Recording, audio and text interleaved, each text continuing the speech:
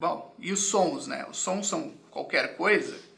Bem, de certa forma, sim, eles são escolhidos aleatoriamente para significar as palavras? Sim, de certa forma, sim, mas não sempre, né? Não necessariamente é aleatório. Ah, a letra A aqui, em determinada palavra ali, está ali porque, sei lá, um belo dia alguém escolheu isso e não tinha nenhum motivo. Bom, mais ou menos, certo? Essas palavras, elas têm uma qualidade, certo? Elas têm uma característica, né? Elas não são desprovidas totalmente de sentido o som, certo?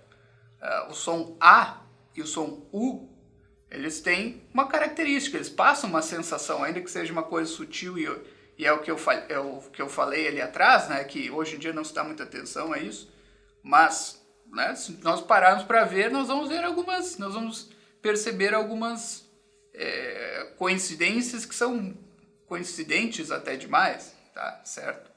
Né? Então certas vogais acabam aparecendo bastante em palavras que são de um certo tipo, né? Que denotam um certo sentimento, pelo menos.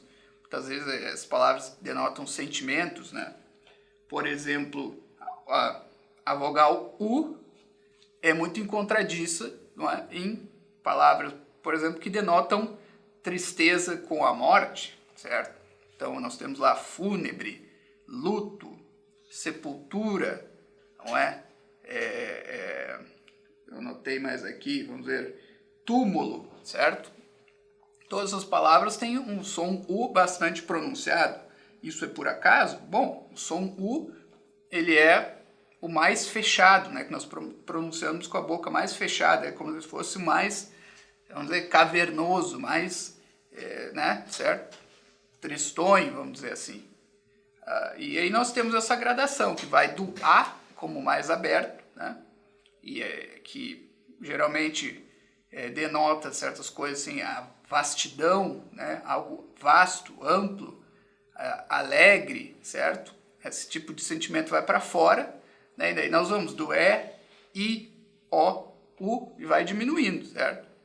Então, claro, né, nós temos que distinguir aí o A aberto, A fechado, que é geralmente o A fechado é aquele que é pronunciado no fim das palavras, então a gente quase nem escuta, né? Mas tem o A aberto de alacre, por exemplo, que é como era a palavra alegria antes, né? Depois virou alegre, mas vamos dizer assim, o adjetivo erudito, né, de alegre é alacre, palavra na letra A, né? Então a letra A denota essas coisas, né? Ela é considerada, vamos usar um termo aí meio controverso, positiva, né? Ela é positiva, vamos dizer assim, na maior parte do tempo, é evidente. Depois alguém vai achar uma palavra lá que denota tristeza, que aparece a letra A.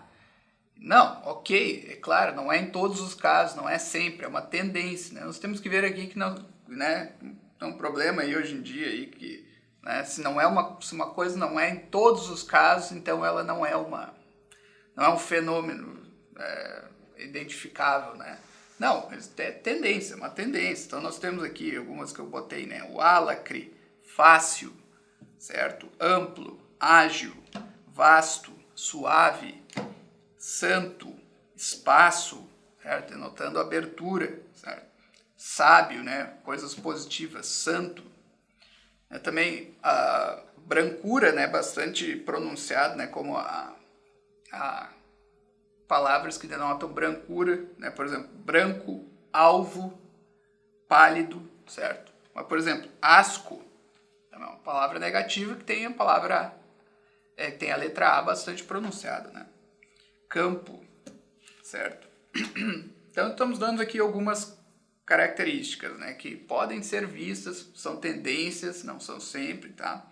O por exemplo, Visconde de Castilhos, que é um escritor que escreveu o Tratado de Versificação e ele fala sobre essas qualidades das vogais, certo? E até das consoantes.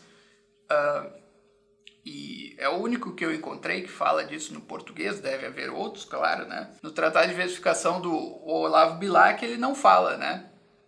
Salvo muito engano, né? Mas eu não me lembro mesmo que ele não trata sobre essa questão da qualidade das palavras, né, das sílabas e das letras. Então, na letra E, nós temos assim, a E, o Visconde de Castilho diz que é um A, né, deficiente, certo? Mas né, é uma coisa que ela é menos intensa, certo? Então, nós encontramos, por exemplo, sereno, terno, né, terno de ternura, certo?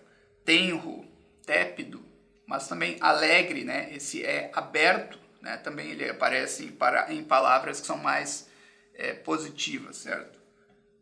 Lento, vento, silêncio. Então aqui nós temos o E fechado e com o N, né? Que daí nasaliza, né? Esse fenômeno da nasalização, ou seja, o som passa um pouco pelo nariz também, certo? Então, não, silêncio já é uma coisa mais, certo? Mais contida. E porque o E é fechado. Dá para perceber até no som, então. Vamos à letra I, então, que é uma letra difícil de pronunciar, né? Certo? Ela é mais complicadinha, precisa de um certo esforço, mas ela também é um E enfraquecido. Então, muitas vezes no final da palavra aí, tem palavras que terminam com a letra E, mas a gente pronuncia I, né? Porque existe essa confusão, certo? Em alguns locais, né? É o famoso leite quente, né? Que se fala. Então, esse aqui no Rio Grande do Sul, aqui nós falamos aqui leite, né? Quente. Quase como um I no final, certo? Mas então também é uma palavra que denota, né? Ela é bastante dúbia, assim. Então eu anotei aqui, ela aparece em alívio, né? Uma coisa mais aquele sentimento de quando a gente escapa de um perigo, certo? Mas perigo também, risco, ela aparece. Tíbio, que quer dizer, né, morno, uma coisa meio termo, certo? Aparecem algumas palavras bastante positivas, como divino, rir, que é, né, positiva, vida, certo? Vida já vem desde o latim lá, né, vita, já está ali o i, que é o som principal dessa palavra, o som tônico, né? E também lá no grego já está, né? Bios, já vê esse i, né? Para denotar vida. Mas também coisas, então, né? Vamos chamar ruins, como frio, frígido, certo? Que também quer dizer frio. E triste, certo? Triste também. Palavras que denotam tristeza aparece bastante o i. Nós vamos ver, né? Às vezes o E e o O, né? E o U, mas daí o U é mais, né, até de, né, luto, né? Fúnebre, como foi dito. Então nós vemos, então o O é bastante interessante, né? Ele aparece bastante em palavras tristes, né? Sombra, melancólico, certo? Tristonho. Mas ele também, o O, principalmente o aberto, ele aparece em palavras, né, que denotam força, certo? Forte, ou coisas bastante ásperas, vamos dizer assim, morte, porte, portentoso, certo? Essas palavras que denotam força, que denotam